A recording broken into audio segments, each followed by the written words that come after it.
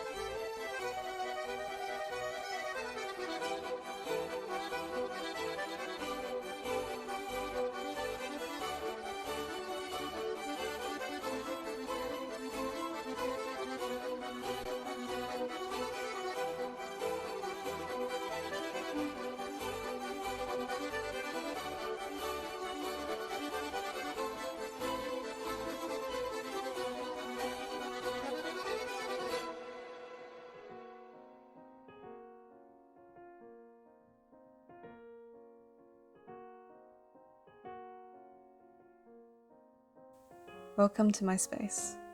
It's as much a living area as an art studio and office. This is where I paint. This is where I write. This is where I live, mostly, so it's comfortable. But I'm a collector, so there's stuff. Lots of stuff. Too much for some people, and that's alright. My head gets a bit full sometimes as well, so I'm not surprised that my room should look the same. With that said, let's step further into my head and take a peek. So many trinkets from second-hand stores, so many things found on the side of the road, items purchased in the name of accumulating a certain theme, Art Nouveau and its following psychedelic successor, surrealism, and references to films you might spot, childhood hobbies, games and playing cards, vintage-looking things, and things that are actual vintage, and then art books and fiction books, murder mysteries and magic.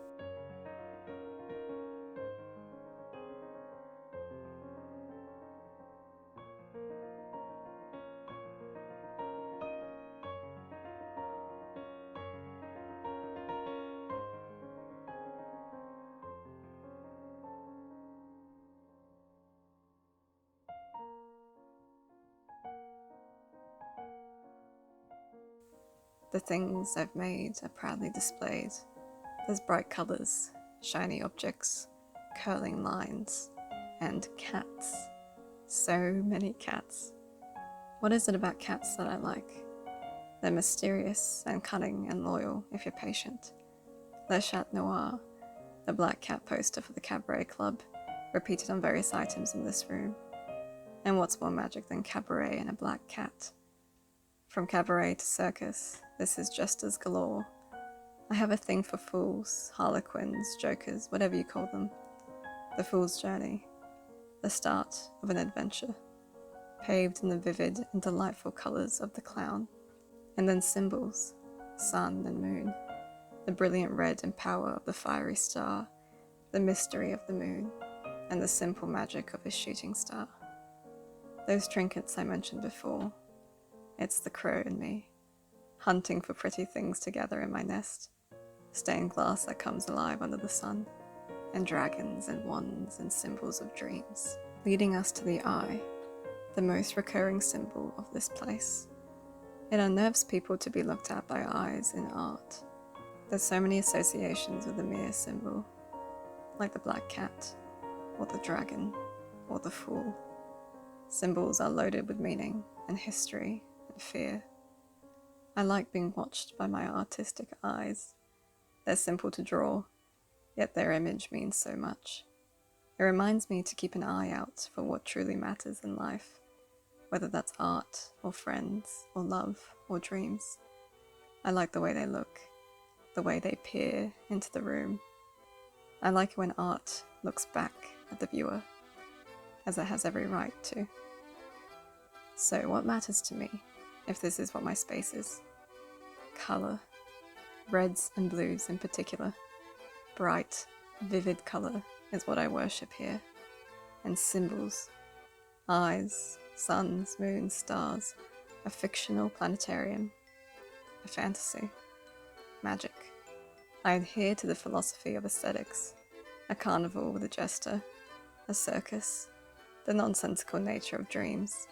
A fortune teller's caravan. A made-up world. Howl's moving castle. A wizard's home office. A cabaret club. A surrealist art studio. I'd best describe this as a kaleidoscope aimed at a rainbow. Maximalist. Psychedelic. Maybe even an eyesore. And magical. An optical illusion that looks back. I hope you enjoyed this tour. We'll see how it changes in the future. Thanks for joining me in my head.